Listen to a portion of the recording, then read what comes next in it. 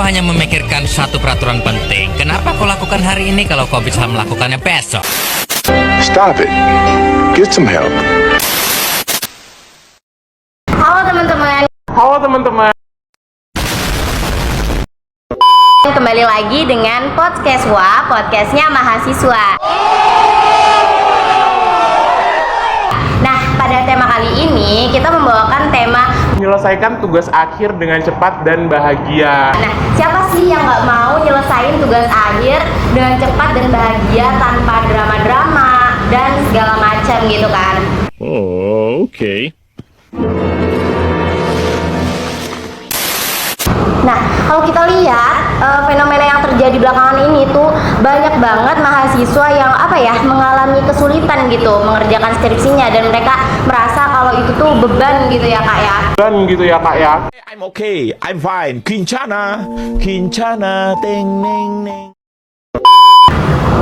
Terus juga banyak banget kasus suicide di kalangan mahasiswa. Itu benar-benar parah banget ya teman-teman. Dan kali ini gue udah bersama narasumber gue, Kak Linda Miranda. Halo Kak. Nah kakak ini termasuk Lulusan tercepat dan terbaik Komunikasi Penyiaran Islam Angkatan 2018.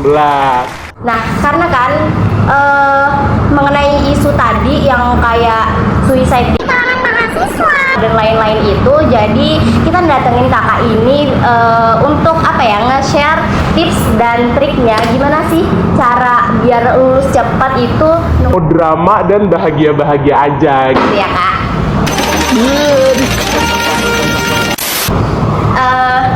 Oke, kita bakalan masuk ke pertanyaan pertama nih ya. Jadi kalau kalian mau ikutin jejak Kak Linda ini, Jadi lulusan tercepat dan terbaik gitu ya, kalian harus nonton sampai akhir. Meanwhile, a few moments later. 1 hour later. The next day.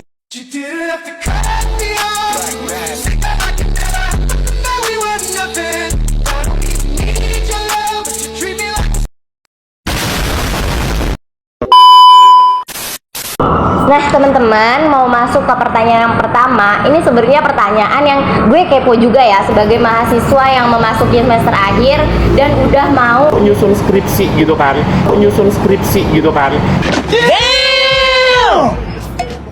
Jadi pertanyaannya ini gimana sih cara kakak ngelola waktu dengan efektif untuk menyelesaikan tugas akhir itu tanpa stres yang berlebihan gitu. Kayak yang kita tahu ya kak, semester 7 itu kan biasanya masih dapat kelas tuh teman-teman.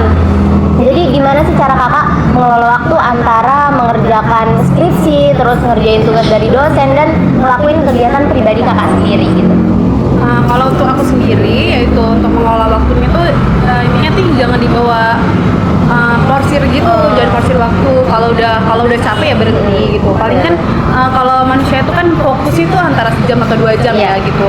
Nah kalau aku sendiri tuh ngatur waktunya, kalau aku biasanya tuh pagi-pagi sih. Kalau malam aku nggak fokus, lebih baik istirahat kalau malam. Kalau pagi itu kita lagi fresh-freshnya tuh, di situ kita bisa ngeluarin ide-ide untuk skripsinya gitu sih kalau aku kemarin. Iya bener ya teman-teman, kayaknya kalau pagi itu lebih efektif dan kitanya lebih produktif gitu, benar banget. Terus nih pertanyaan yang kedua nih kak, kira-kira strategi terbaik apa untuk menjaga keseimbangan antara produktivitas dan kesehatan mental selama proses penulisan tugas akhir? Kan kayak yang kita tahu ya, kayaknya katanya Gen Z atau Gen Sandwich itu tuh mentalnya setipis tisu gitu kan.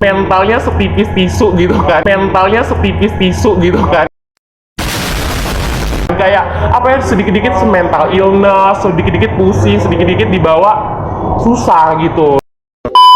Jadi gimana sih strategi kakak untuk mengatasi itu gitu kak?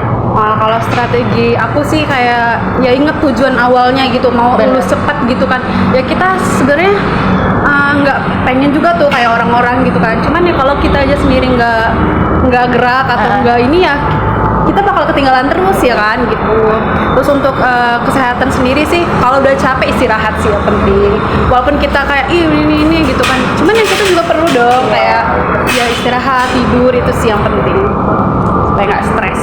Benar teman-teman. Jadi kalau kalian harus ingat nih, tujuan kalian tuh mau nyelesain skripsi dengan cepet kan, tapi kalian juga jangan lupakan kesehatan mental gitu ya kak. Jadi kalau kalian udah capek ya stop dulu gitu, rehat dulu gitu ya.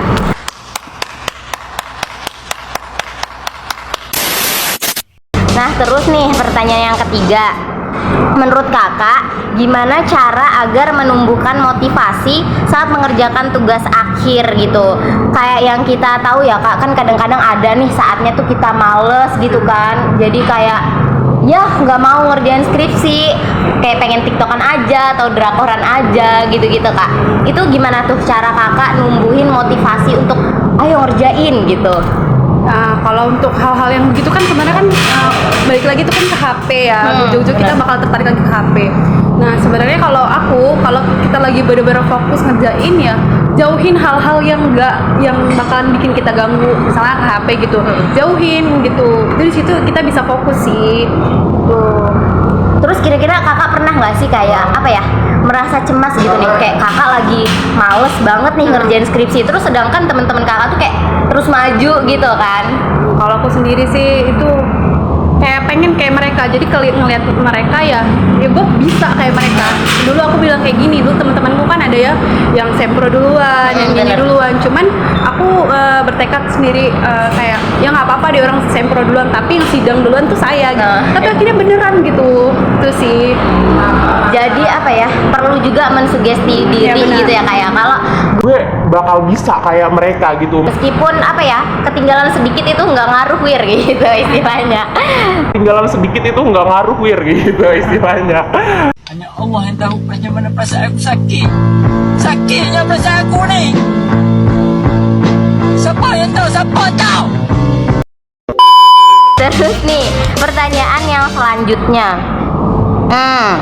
pernah nggak sih kakak tuh mengalami kesulitan bimbingan sampai kakak dari awal bimbingan sampai kakak bisa sempro dan akhirnya lulus jadi lulusan tercepat gitu? Mungkin kayak dosennya menyusahkan gitu atau gimana gitu kak? Kalau saya sih ya, nah untuk dosen pembimbing saya itu emang the best banget sih, dosen KPI ada.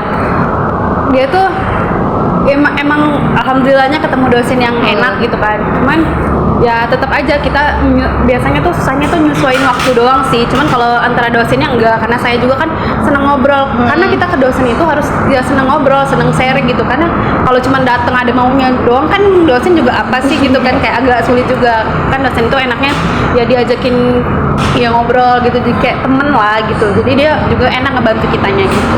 Oh, jadi kakak selama ini ya aman-aman aja gitu ya kalau ke dosen gitu ya? Nah itu sih, itu kayaknya suatu anugerah ya kak kalau Tipsnya kita itu dapat. tipsnya itu satu, jangan lupa berdoa.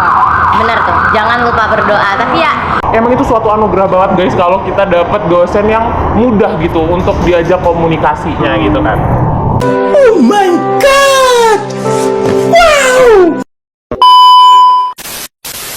terus nih pertanyaan selanjutnya ada, menurut kakak dengan lulusan tercepat dan terbaik dengan predikat itu, apakah lebih mudah untuk mencari peluang kerja kak? Kalau untuk peluang kerja ya sebenarnya itu apa sih, bisa disyukurin untuk diri kita, kebanggaan lah untuk diri kita sendiri. Cuman kalau untuk peluang bekerja ya sama sih sebenarnya, ya netral aja sama. Kalau kita nggak gerak, kalau kita nggak cari kerja ya kita nggak bakalan dapat kerja juga gitu kan. Cuman kalau peluang kerjanya ya pasti ada, karena kan kita kan lulus cepet duluan gitu. Terus semangat juga cari kerja.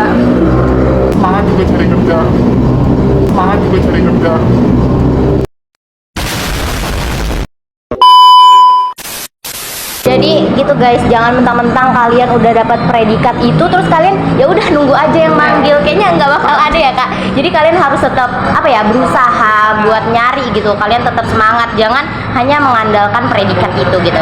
Nah yang terakhir nih kak, coba dong kakak kasih pesan-pesan nih untuk kita mahasiswa yang mau masuk semester akhir nih ya, yang udah mulai mau nyusun skripsi tapi kita tuh mungkin masih males gitu atau niatnya belum ada gitu kak, biar semangat gitu. Siapa tahu pulang dari sini saya langsung ngerjain skripsi.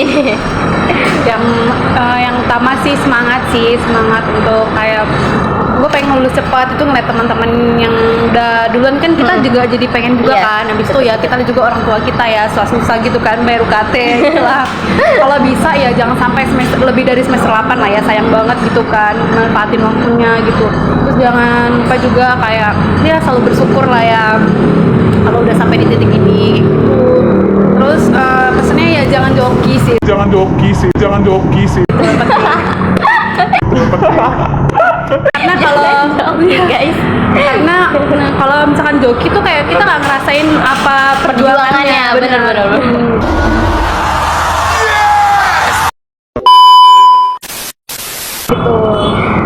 Nah, itu guys, beberapa tips dan trik dari Kak Linda sebagai lulusan tercepat dan terbaik nih. Jadi apa ya, kuncinya kalian itu harus semangat dulu, inget tujuan kalian. Kalau kalian itu mau lulus cepat gitu kan, tapi inget kesehatan mental kalian itu juga nomor satu. Jadi kalau kalian udah merasa capek ya kalian harus istirahat dulu gitu ya Kak ya.